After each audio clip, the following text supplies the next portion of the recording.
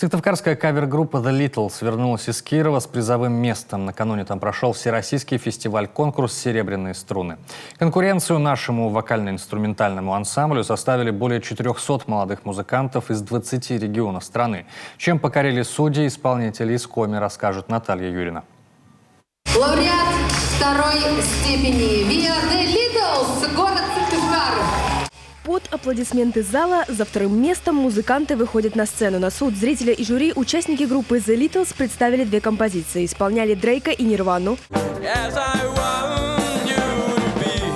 И смогли запомнить жюри. Кто больше всего запомнился? Владивосток, Сыктывкар. Владивосток. Вот это прям сразу. Это, пожалуй, да. Вот прям очень яркие номера. После пары дней отдыха ребята вновь приступают к репетициям. Второе место в финале всероссийского конкурса пока самая статусная награда в копилке коллектива. Нам очень понравилось. Была очень хорошая организация. С нами одновременно работало более 5 звукорежиссеров, основной и также на сцене.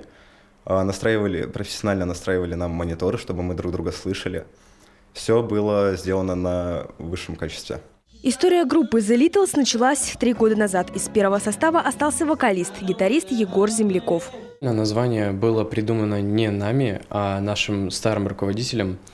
И им была Елена Машкина. К сожалению, она уехала. Изначально это название придумала она, и у нее были группы с таким названием, но которые не были связаны с нашим составом никак. Littles — это как бы Beatles, только маленькие, от слова little. Вместо ливерпульской четверки сыктывкарская пятерка. Каждый участник Литлсов — человек-оркестр. Ребята играют на разных музыкальных инструментах, иногда меняются.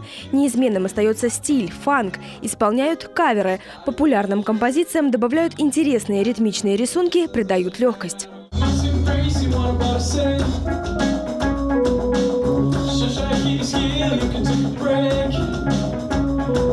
В репертуаре у Литлсов пока композиций немного. В основном все известные, большинство зарубежные. Худрук коллектива Валентин Процко репетиции не пропускает. Делает замечания по игре и исполнению, подбирает репертуар, пишет аранжировки. Музыки популярной, все элементы в них одинаковые. Как это называется, меняется только фактура. То есть оформление. То есть содержимое может быть тем же самым, но меняется оформление.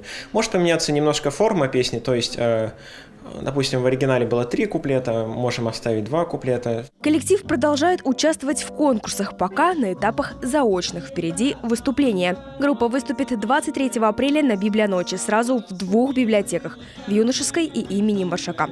Наталья Юрина, Алексей Паршуков, телеканал Юрган.